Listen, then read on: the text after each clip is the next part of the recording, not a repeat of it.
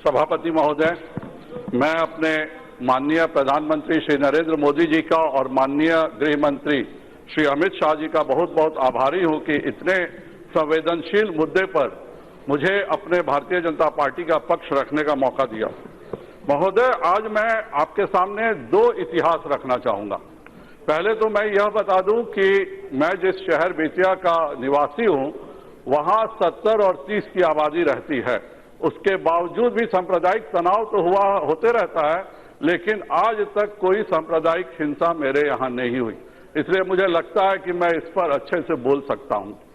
महोदय, एक तो मेरा इतिहास है एक साधारण कार्यकर्ता का। दादा हिंदू महासभा 1942 में आजीवन कारावास, चाचा पिता जनसंघ भाजपा कार्यकर्ता, राम मंदिर आंदोलन में जेल, 3 बार सांसद और 3 बार मैं सांसद। 1986 में मुहर्रम के जुलूस में मेरे पूरे घर को तोड़फोड़ किया गया था और जलाने की कोशिश की गई थी। 2019 में 8000 की उन्मादी भीड़ ने मेरे ऊपर हमला किया था और अगर मेरे अंगरक्षकों ने 20 से ज्यादा हवाई फायरिंग नहीं की होती तो आज मैं इस सदन में वक्तव्य देने के लिए भी जिंदा नहीं बचता। उसके बावजूद भी मैं यह कह सकता हूं कि मेरे क्षेत्र में कभी हमने कोई सांप्रदायिक तनाव बढ़ने नहीं दिया। सब चीज हम लोग झेलते रहे भाजपा के कार्यकर्ता के तौर पर, लेकिन कभी कोई तनाव होने नहीं दिया। अब एक इतिहास और मैं पढ़ना चाहूंगा अध्यक्ष महोदय।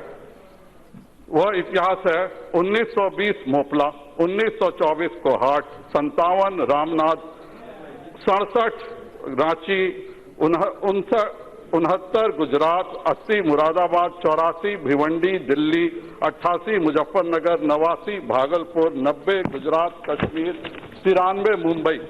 इन सबों में एक ही समानता है कि जितने भी मैंने नाम आजादी के बाद के लिए हैं, ये सारे के सारी सांप्रदायिक हिंसा कांग्रेस के शासनकाल में हुई थी। अध्यक्ष महोदय, जो मैंने आजादी के पहले की बात की है वो अभी मैं आपको बता दूं कि इसमें तुर्की के खलीफा के खिलाफ एक आंदोलन होता है और उसमें हिंदुस्तान के लोगों को कहा जाता है कि तुम तुर्की के खलीफा को हटाया क्यों गया, इसके खिलाफ आंदोलन करो। इसमें उस समय की कांग्रेस सहयोग करती है। और ठीक 100 साल पहले मोपला में एक उत्तर भारतीय अली मुसलियार केरल जाता है और मालवार इलाके में हजारों हिंदुओं की हत्या कर दी जाती है या जबरन धर्म परिवर्तन करा दिया जाता है।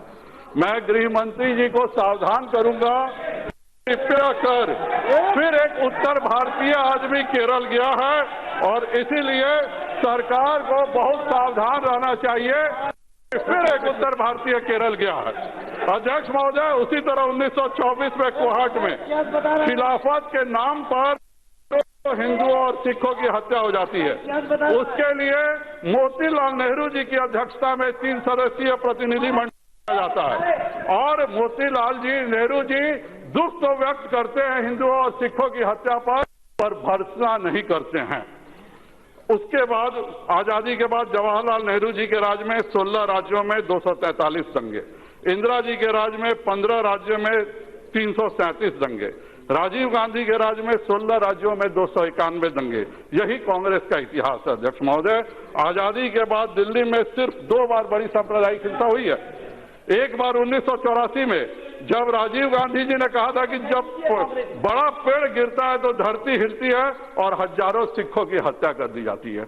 अध्यक्ष महोदय, 6 वर्षों से फिर यह पार्टी जब सत्ता से बेदखल हो गई है तो नागरिकता संशोधन अधिनियम के नाम पर फिर से इस देश में आग लगाने का प्रयास किया जा रहा है।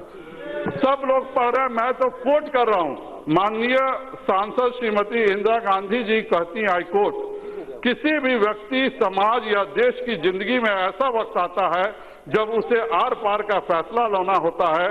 आज वह वक्त आ गया है। इनकी पुत्री कहती है कि आज अन्याय के खिलाफ जो नहीं लड़ेगा वो इतिहास में कायर कहलाएगा।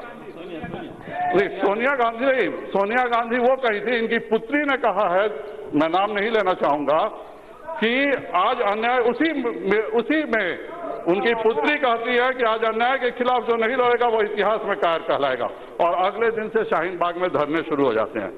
अध्यक्ष महोदय, कांग्रेस ने एक बार फिर कोशिश करी है सत्ता पाने की और साजिश वही है, बांटो और राज करो। और मैं आपको बता दूं अध्यक्ष महोदय, बांटो और राज करो यह कांग्रेस अंग्रेजों की देन नहीं है, यह दरअसल इस दुनिया को इटली की देन है।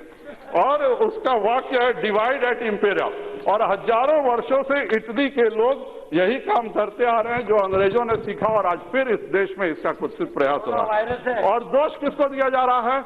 दोष दिया जा रहा है कपिल मिश्रा जी को। उन्होंने क्या कहा था, हम आपकी भी नहीं सुनेंगे, रोड खाली करवा दीजिए, ऐसा हम आपसे विनती करते हैं। 3 दिनों में सड़क खाली करवाए, ट्रंप के जाने तक आप जाफराबाद और चांदबाग खाली करवा दें, और इसको कहा जाता है कि यह एक हेट स्पीच है।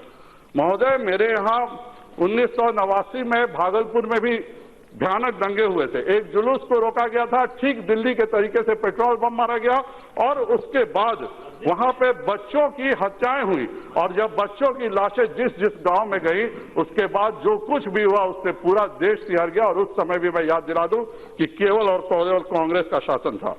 महोदय, आंख बंद कर लेने से अंधेरा नहीं होता। जिस तरह परमाणु बम विस्फोट के लिए एक क्रिटिकल मास चाहिए, उसी तरह से हमें यह समझना होगा कि सांप्रदायिक दंगे की मूल ऊर्जा कहां से आती है। और जब तक हम हिंसा का इतिहास उठा के देखिए अध्यक्ष महोदय, कभी कोई नेता या गुंडा इसमें नहीं मरता है। मरता जब भी है तो कोई निर्दोष इंसान मरता है। आग लगाने का काम हमेशा एक खास समाज के नेता लोग करते हैं, और बाद में जब उनका अपना घर जलने लगता है तो विक्टिम कार्ड खेलने का भी काम यही नेता करते हैं जो आग लगाने का काम करते हैं। अध्यक्ष महोदय, जब यह बोलते हैं कि 15 मिनट के लिए पुलिस हटा दो, हम देख सबकी औकात बता देंगे, कहते हैं हम 15 करोड़ है, 100 करोड़ पर हम भारी पड़ेंगे। जब टुकड़े टुकड़े गैंग का उमर खालिद कहता है कि डोनाल्ड ट्रंप हिंदुस्तान आया, सब सड़क पर निकल जाओ, तो यह दंगे भड़कने का कारण है। अध्यक्ष महोदय, नागरिकता संशोधन अधिनियम बिल्कुल साफ है, इसका किसी भारत के नागरिक से कोई संबंध नहीं है, पर फिर भी जानबूझकर इसके खिलाफ माहौल बनाया गया है। अध्यक्ष महोदय, सभापति महोदय, मुझसे अगर पूछा जाए कि इन 53 हत्याओं का जिम्मेवार कौन है, तो मैं सिर्फ 2 तत्वों का नाम लूंगा। पहला, जो दंगे से पहले सीसीटीवी तोड़ने वाले जो हैं, उन पर इन 53 हत्याओं का मुकदमा चलना चाहिए, क्योंकि इन्होंने जानबूझ के पहले सीसीटीवी के सहारे हटाया। उसके बाद महिलाओं के द्वारा डीसीपी को बुलाया गया, पुलिस कर्मियों की हत्याएं की गई, और गंगा जल के नाम पर तेजाब की फैक्ट्री बनाई गई, वेल्डिंग किए हुए पेट्रोल बम फेंकने की गुलेल बनाई गई। आपके पार्षद के घर पे 400 बार एक आईबी अधिकारी अंकित शर्मा की हत्या की जाती है, उसके घर से बच्चियों के बलात्कार के सबूत मिलते हैं। इसीलिए मेरा सरकार से अनुरोध होगा कि इन सभी साजिशकर्ताओं पर आईपीसी की धारा 120B के तहत इन 53 निर्दोषों पर मुकदमा चलाया जाए। अध्यक्ष महोदय, दंगों का दोषी एक दूसरा भी है। मैं इस देश की न्यायिक व्यवस्था को भी आज कटघरे में खड़ा करना चाहता हूं। महोदय, हम सब जनप्रतिनिधि आप भी हैं, जब हम लोग सड़क पर संघर्ष करते हैं, कोई सड़क रोको या रेल रोको आंदोलन होता है, तो सबसे पहले हम सबों पर मुकदमा हो जाता है।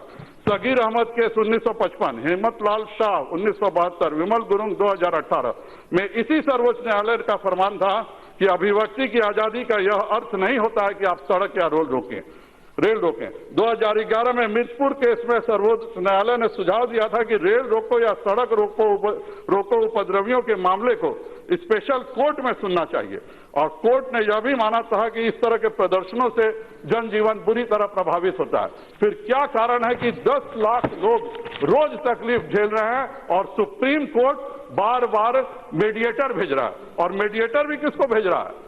वही साहब को जिन पर यह आरोप है कि हजरत बल में जब आतंकवादियों ने कैप्चर किया था तो वह तरह तरह के पकवान खिला रहे थे। आतंकियों को पकवान खिलाने का जो मुहावरा है, इसके जनक वह व्यक्ति हैं जो जाते हैं शाहीन बाग में, कहते हैं कि शाहीन बाग वाले सड़क नहीं बन रहे हैं बल्कि पुलिस वाले सड़क बन रहे हैं। तो इनको भी इसमें शामिल करना चाहिए। और मैं यही आपसे अनुरोध करूंगा कि जब जो कानून संसद के दोनों सदनों से पास हुआ है, उस पर जो लोग भी सड़क जाम किए हैं उन पर उचित कार्रवाई करें, या फिर सर्वोच्च न्यायालय बोले कि कोई भी रेल रोको, कोई सड़क रोको, सुप्रीम कोर्ट को बंद कर दो, या कोई गुनाह नहीं है, आप अपना शांतिपूर्ण प्रदर्शन कर सकते हैं। मैं अपने गृह मंत्री जी को बहुत धन्यवाद दूंगा कि जिस तत्परता से सिर्फ 36 घंटे के भीतर उन्होंने दंगे को काबू पाया, उससे गृह मंत्री जी को और दिल्ली पुलिस को बहुत बहुत बधाई देता हूं, क्योंकि मैंने देखा है कि कांग्रेस के राज में 1985 में 1 साल तक गुजरात के दंगे चलते रहे और कांग्रेस वाले देखते रहे। यहां सिर्फ 36 घंटों में उस तरह के दंगे को काबू किया गया जिसमें ISI और ISIS का मॉड्यूल पकड़ा गया। तुरंत गृह मंत्री जी ने विशेष आयुक्त कानून व्यवस्था बना करके जिस तरह से दंगे पर काबू किया है, उसके लिए मैं उनको बहुत बहुत धन्यवाद देता हूं। और जो यह इल्जाम लगा रहे थे कि आप सब अखबार तो कम से कम पढ़ा कीजिए महोदय, 24 फरवरी को शाम से 1 बजे रात तक गृह मंत्री जी ने बैठ के बैठक की है, होम मिनिस्ट्री में, और सभी को बुलाया है, सभी दलों को बुलाया है, पर वह सब आप इजाजत नहीं करना चाहते हैं। लेकिन जब जामिया में तुरंत एक्शन होता है तो आप ही कहते हैं कि मानवाधिकार का उल्लंघन हो रहा है। और पुलिसकर्मियों जिनकी हत्या हुई है, क्या उनका कोई मानवाधिकार नहीं है? मैं सभी विपक्षी दलों से अनुरोध करूंगा कि अपने 2019 की हार में जनता को नहीं जलाएं और देश में शांति व्यवस्था कायम रहने में मदद करें। माननीय अमित शाह जी ने खुद कहा है कि देश जितना उनका है उतना देश के मुसलमानों का भी है। हमारी रोजगार की समस्याएं एक हैं और हमारे तरक्की के आयाम एक हैं। इसीलिए मैं देश की जनता से भी अनुरोध करूंगा कि विपक्षी दलों की साजिश में न पड़ें, इस देश को आगे बढ़ाएं। यह देश हम सबों का है, हम सब आगे बढ़ें। भारत माता की जय। श्री P.K. गुनालीकट्टी।